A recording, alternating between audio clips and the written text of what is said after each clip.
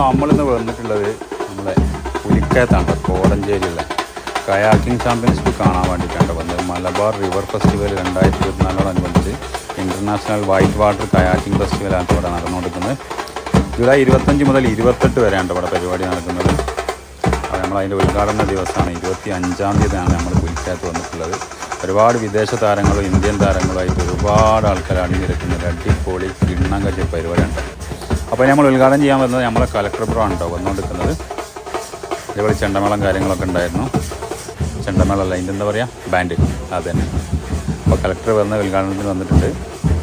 മന്ത്രി മുഹമ്മദ് റിയാസ് വരുമെന്നൊക്കെ ഞാൻ പറഞ്ഞിരുന്നു. അപ്പോൾ മുഹമ്മദ് റിയാസ് പെട്ടെന്ന് കർണാടകയിൽ അർജുൻ്റെ തിരച്ചിലിന് വേണ്ടി പോയതുകൊണ്ട് കലക്ടർ ബ്രോ ഒക്കെയാണ് അതിൻ്റെ ചാർജ് വന്നത്. അപ്പോൾ അടിപൊളി പരിപാടി തന്നെയായിരുന്നു ഉദ്ഘാടനത്തിനൊക്കെ. നല്ല മഴ അതുകൊണ്ട് ചെറിയൊരു പരിപാടിയാക്കിയിട്ട് കാര്യങ്ങളൊക്കെ അയച്ച്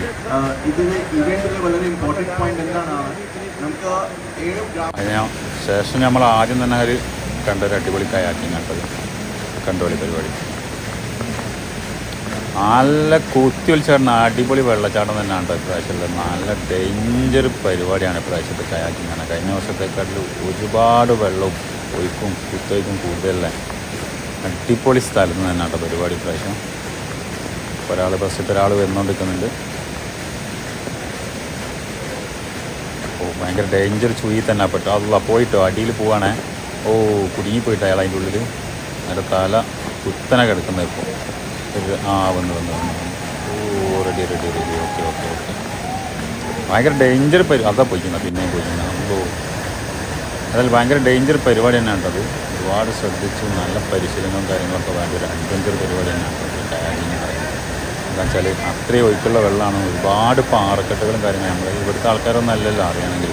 ഒരുപാട് പാറക്കെട്ടും കാര്യങ്ങളും തലയിരിക്കാനും കാര്യങ്ങളൊക്കെ ആയിട്ട് സാധ്യതയുള്ളൊരു സ്ഥലമാണ്. ഇത് വന്നൊരു കുട്ടിക്ക് അപകടം പറ്റിയിട്ട് മൂക്കിനും മുഖത്തൊക്കെ നല്ല പരിക്കൊക്കെ പറ്റിയിട്ടുണ്ട്. കുറച്ച് നേരത്തെ പോയത്.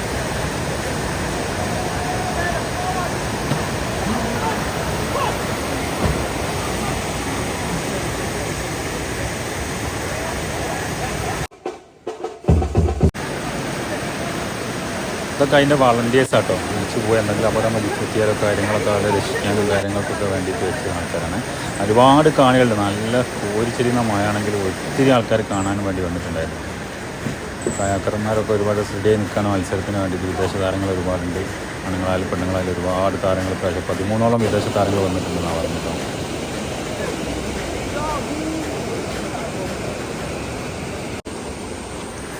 ഇതാണ് കേട്ടോ സ്റ്റാർട്ടിംഗ് പോയിന്റ് വരുന്നത്. ഇതിൻ്റെ മുകളിൽ നിന്നാണ് പുഴയിലേക്ക് ജമ്പ് ചെയ്യുന്നത് കയാക്കുമായിട്ട് കേട്ടോ. ഇതിൻ്റെ ഒരു ടാസ്ക്കാണ്. അവിടുന്ന് അത്രയും ഉയരത്തുനിന്ന് ആ വെള്ളത്തിലേക്ക് കുത്തിയിരിക്കുന്ന വെള്ളത്തിലേക്ക് വന്നിട്ട് ബാലൻസ് ചെയ്തിട്ട് നമ്മളിപ്പോൾ അച്ചിൽ വെച്ചിട്ട് മുന്നോട്ട് പോകണമെങ്കിൽ തന്നെ നല്ലൊരു കൈവന്നെ വേണം കേട്ടോ. നല്ല പരിശീലനമാണ്. അതുകൊണ്ട് നല്ല ഒഴുക്കുള്ള വെള്ളത്തിൽ ഓപ്പോസിറ്റാണ് അവർ പോകുന്നത്. ഒക്കെ സ്കൂളായിട്ട് അവർ പോകണം നോക്കി. നമ്മളൊക്കെ ആണെങ്കിൽ എവിടെ എത്തിയെന്ന് നമുക്ക് ആലോചിച്ചാൽ അറിയാമല്ലോ.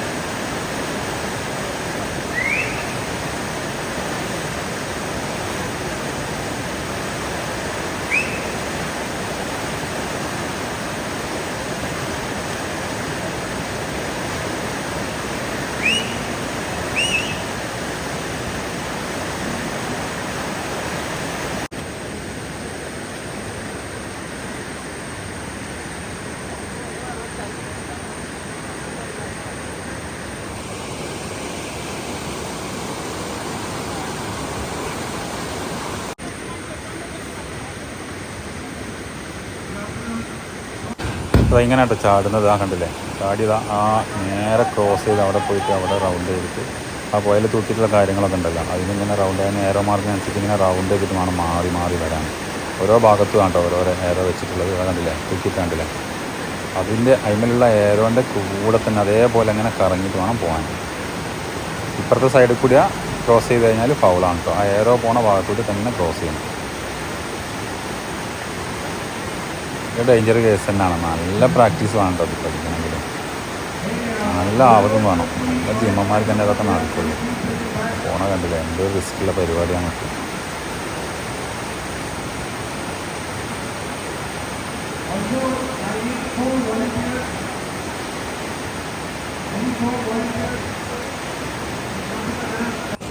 താഴെ പോയിട്ട് കയറിയിട്ട് പിന്നെ ഇങ്ങോട്ട് തന്നെ കയാക്കൊക്കെ തോളിലായിട്ടും പിന്നെ ഇങ്ങോട്ട് തന്നെ വരണം കേട്ടോ. ഫിനിഷിങ് സ്റ്റാർട്ടിങ് പോയിന്റിലേക്ക് ഫിനിഷിങ് പോയിന്റിൽ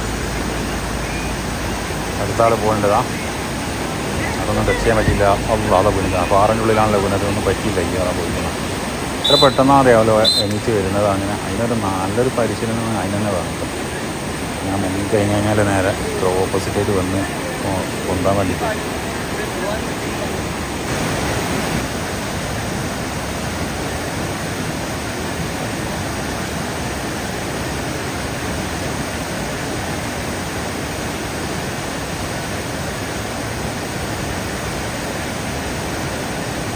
കണ്ടാൽ തന്നെ അറിയാം ഈ ഒരു വെള്ളത്തിൻ്റെ ഒഴുക്കിട്ട് നമ്മൾ എമ്മാതിരി കനത്തിലാണ് വെള്ളം ഒഴിക്കുന്നുണ്ടെങ്കിൽ അതിൻ്റെ ഉള്ളിൽ കൂടെ പരിപാടിക്ക് ഇറങ്ങുന്ന ഓയിലിറങ്ങുന്ന വല്ല സമ്മതിക്കണം കേട്ടോ.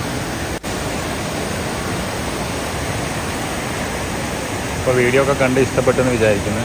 നമ്മളെ വീഡിയോ ഒക്കെ ഒന്ന് കാണുക, ലൈക്ക് ചെയ്യുക, ഷെയർ ചെയ്യുക. കൂടെ തന്നെ നമ്മളെ ചാനലൊന്ന് സബ്സ്ക്രൈബ് ചെയ്യാൻ മറക്കരുത് കേട്ടോ. Thank you.